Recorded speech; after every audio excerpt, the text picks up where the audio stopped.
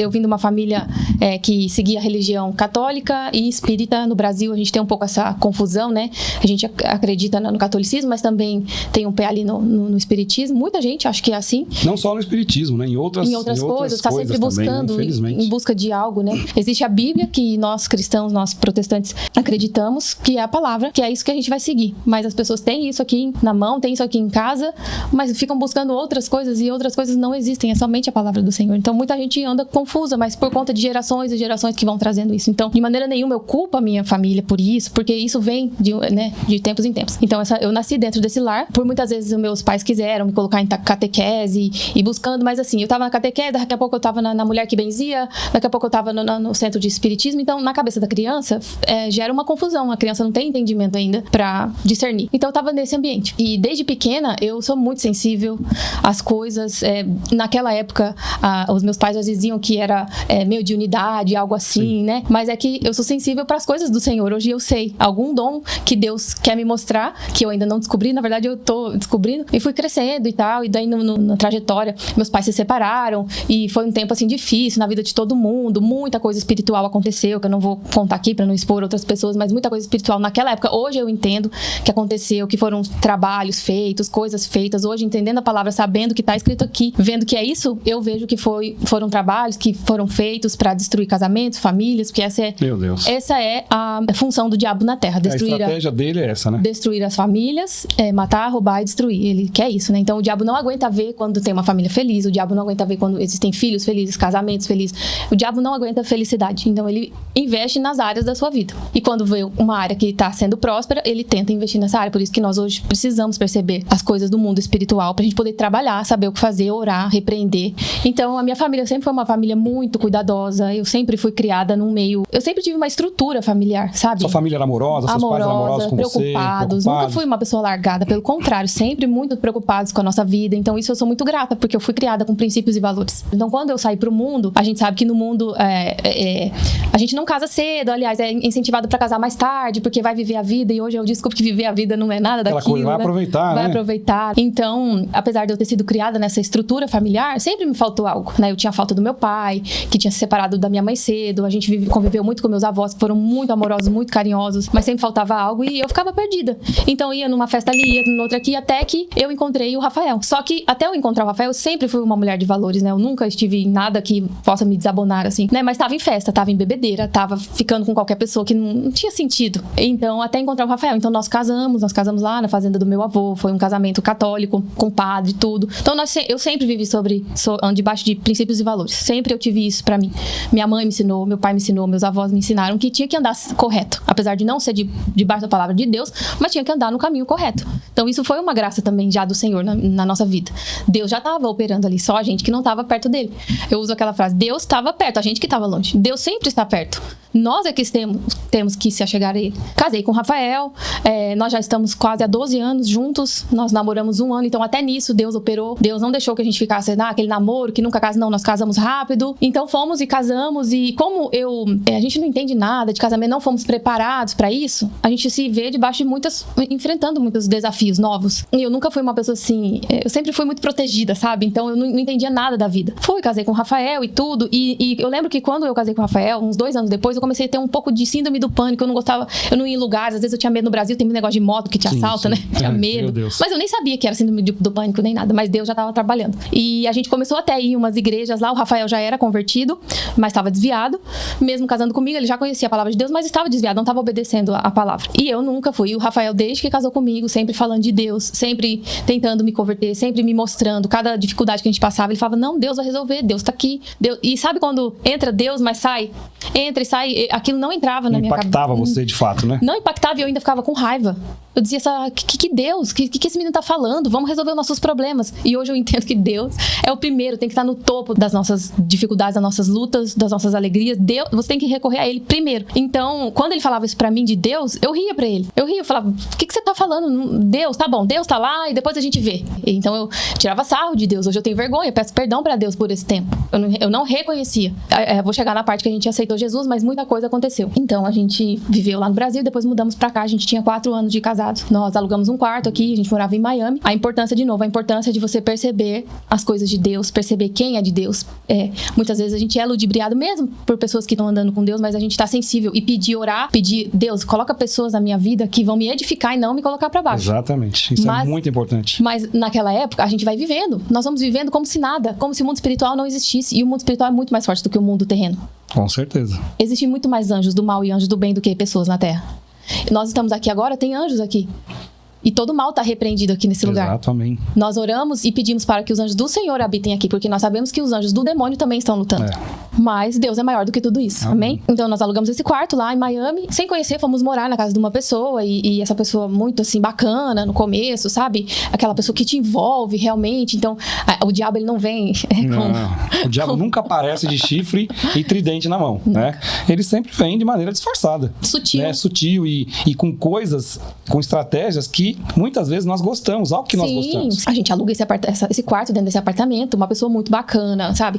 Tudo ela fazia. Então, no começo, ela também estava nos conhecendo. Mas o diabo tem uma coisa que ele é. Ele é muito invejoso. O diabo tem a inveja nele. Ele tem inveja do poder de Deus. É por isso que ele quer destruir. Então, quando ele viu um casamento feliz, quando ele viu que eu e o Rafael éramos pessoas que nós chegamos aqui, a gente já foi atrás, nós corremos atrás, nós íamos atrás das coisas, a gente tinha aquele respaldo daquela pessoa que a gente conhecia, porém, era uma pessoa que estava aqui há 20 anos, e eu sempre digo, não importa o tempo que a pessoa está aqui, não é porque o tempo que ela está aqui é que ela sabe mais, ou ela sabe o que falar pra você. Então tem que prestar muita atenção nisso também. Então era uma pessoa também machucada. Hoje eu oro pela vida dela, apesar de todo o mal que ela me fez passar, mas foi o que Deus mandou eu fazer, perdoá-la. Então pessoas vieram nos falar, olha, essa pessoa fez macumba pra tal pessoa, essa pessoa enterrou ovo com o nome de tal pessoa não sei aonde, essa pessoa pegou a meia de outra pessoa e escreveu o nome e fez macumba. Essa pessoa, então ela vivia uma vida machucada e ela queria usar esses negócios de macumba pra machucar outras pessoas. Algo está acontecendo na vida da pessoa.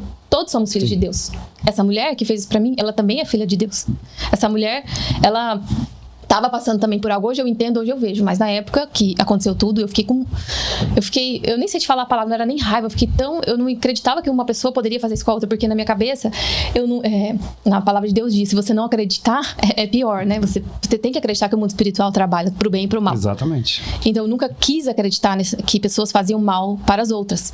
Eu nunca quis acreditar que pessoas que estão lá nessas religiões que eles dançam e que fazem trabalhos e que invocam espíritos e que, sabe, que usam objetos, comida, coisas pra atingir. Eu nunca acreditei nisso. Eu sempre falava assim, isso não existe, isso é coisa de... Eu sempre ficava isso no meu pensamento, mas isso existe. Sim. E a gente precisa acreditar e fazer o que é preciso pra repreender esse mal. Que é muito, né, Emerson? É muito pouco falado, mas é muito. Não, com certeza. Eu vivi isso na minha vida, na minha casa, na minha mãe passou por isso. Eu já contei isso aqui, de coisas que, né, enviaram pra ela pra matar, de fato, a minha mãe. E através de uma comida, né? Minha mãe adquiriu uma infecção tão grande na pele dela, na área dos seios, que minha mãe gritava de dor, entendeu? Ao ponto dos seios da minha mãe ficar em carne viva, né?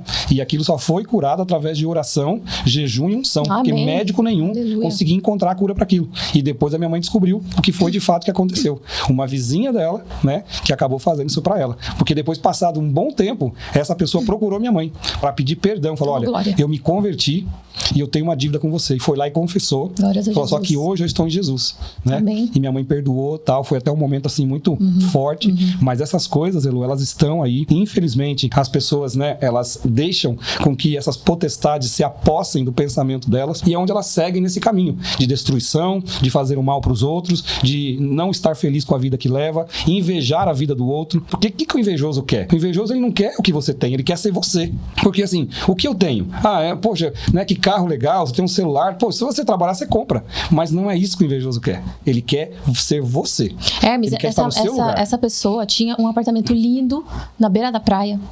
Tinha tudo que ela queria. Então, na visão material, ela estava feliz, mas era uma pessoa destruída no relacionamento, não tinha amigos, os filhos não falavam com ela. Aí você já vê o background, o histórico da pessoa. Tem uma quebra no meio disso tudo. Então, quando eu cheguei sem nada, sem dinheiro, sem carro, sem lenço, sem documento, só eu e meu marido, mas a gente tinha uma coisa que Deus se orgulhava, que era um casamento feliz.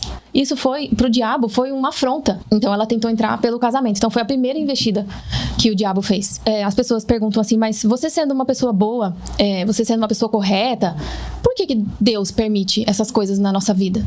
A gente se pergunta isso. Por que Deus permite que as coisas aconteçam? E eu volto a falar de novo. A gente não está atento às coisas que Deus nos mandou estar atento. A gente não está obedecendo o que Deus nos mandou obedecer. E Deus nos deu o livre-arbítrio. Eu me questionei muito tempo por que Deus permitia aquilo estar acontecendo comigo. Mas hoje eu entendo que era para chegar até o caminho dele.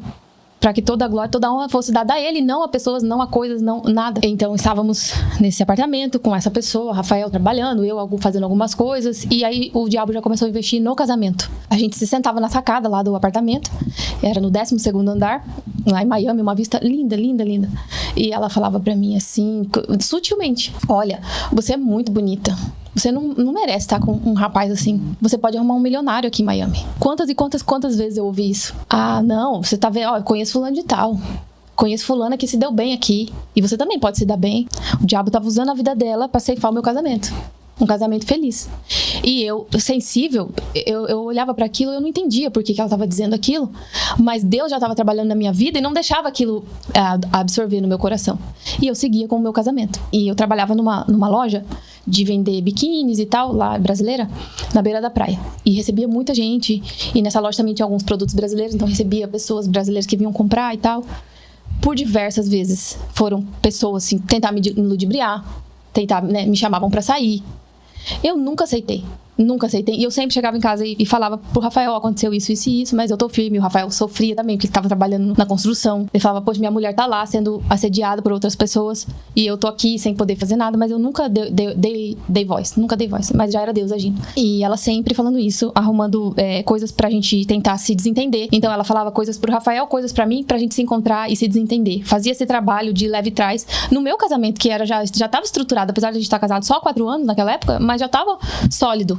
A gente tava, né, querendo ou não, nós estávamos em Deus. Nós tínhamos feito uma promessa lá no dia que a gente casou, que a gente ia ficar junto até o dia da nossa morte. Nisso eu sempre acreditei. No dia que eu fiz esse juramento perante ao padre lá, meu coração recebeu isso. Meu coração era uma terra fértil, então eu recebi isso. Eu falei: não, é isso que é o casamento, então eu aceito, é isso. E eu trabalhando nessa loja, ela não sabia mais como fazer, ela começou a me oferecer coisas. Então ela vinha com presentes. Era o tempo inteiro. Mas pra mim era como se fosse um amor. Era a minha mãe que tava no Brasil e eu não tava mais com a minha mãe. Agora eu tinha uma pessoa que me amava. Pra você ver como que o diabo investe. Ele pega aquilo que você é frágil e tenta te ludibriar. Exatamente. Então ela, todos os dias, não tinha um dia: o que você quer comer? Ah, eu quero comer tal coisa. Ah, ela ia lá e fazia. O que você quer? E aí nesse meio tempo eu fiquei grávida. Porque grávida no novo, a mulher grávida ela já fica muito sensível, porque o demônio não quer um bebê no ventre de uma mulher. Então o demônio investe seriamente na vida de uma mulher grávida. Então a mulher grávida ela tem que dobrar os joelhos, alguém interceder por ela. E ela continuou, era presente. Ela começou a comprar presente pro meu filho. Ela começou a comprar todo o quarto dele, foi ela que fez. Eu me sentia às vezes até envergonhada, né? Falava não, e ela vinha e ela dava. E naquela época eu não entendi. Eu recebia como um ato de amor sobre a minha vida. E naquela época, quem olhava de fora, nossa, ela gosta muito da Heloísa, ela tá cuidando da Heloísa, mas a gente sabe que não existe almoço grátis, principalmente no mundo espiritual. Mas eu não percebia isso. Então era aniversário, era bolo, era muita coisa. Mas ela ainda tentando a parte do casamento. Ela me falava, mas acho que ela via que eu não dava ouvidos, então ela meio que parou essa parte do casamento, mas sempre falando mal do Rafael pra mim. Tudo o Rafael era alguma coisa. Tudo o Rafael era isso, tudo o Rafael era aquilo. E aí, quando ela começou a pegar uma certa intimidade, ela já falava agressivamente: esse menino não presta. Esse menino não vai dar em nada. Ela ficava profetizando coisas terríveis na vida do meu marido. E aí eu de certa forma, comecei a me incomodar com aquilo. Eu já não tava mais feliz, assim. Eu senti que tinha algo errado. Como que uma pessoa que fala que gosta de mim fica falando mal do meu marido pra mim? Isso eu não aceito. Eu comecei a sentir coisas esquisitas, assim. Eu comecei já tinha uns 4, 5 meses de gravidez. Eu só ficava deitada de manhã. Eu comecei a sentir não tinha mais vontade nem de escovar o dente. Eu não tinha vontade de levantar. Eu não tinha vontade de andar, morando num lugar lindo, maravilhoso, era 5 quadras da praia. Eu sempre fui alegre, sempre. E aí começou a ficar aquilo em mim, eu não entendia o que estava acontecendo, mas achava que era da gravidez, tava confusa, né, e tal, e o Rafael trabalhando demais, ele não tinha tempo pra ficar ali, né, comigo. Eu comecei a sentir essas coisas, uma depressão, fiquei triste. Então, quando eu já tava sendo curada, eu pedi pra Deus apagar coisas da minha memória, eu pedi: Deus, apaga, eu não quero mais lembrar disso, eu não quero mais lembrar. Então, muitas coisas eu não vou lembrar aqui, porque eu acho que Deus já apagou. E ela começou cada vez menos de trabalhar, cada vez mais ficando comigo.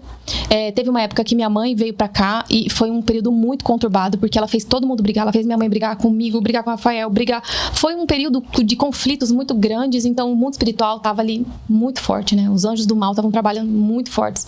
E eu tava dentro da casa do demônio, né? Esse que era o pior. E eu não sabia. E o Rafael sempre me falando: isso que você tá sentindo é espiritual. É espiritual, mas ele falava isso, eu não entendi o que era espiritual. E aí, pra confirmar isso, um dia o Rafael tava lá, passou assim na mesa, era uma mesa como essa assim, ele passou, no que ele passou, na mesa tinha um livro bem grande, escrito Satanás. Meu Deus. Aí o Rafael, na hora, falou assim pra mim. Eu passei ali, vi um livro escrito Satanás. Eu falei, você falou o quê? Eu peguei o livro e falei, o que é isso aqui, fulana? Ela, isso aqui não é nada não, me dá aqui. Foi lá e guardou. Mas pra você ver como que tava forte o trabalho.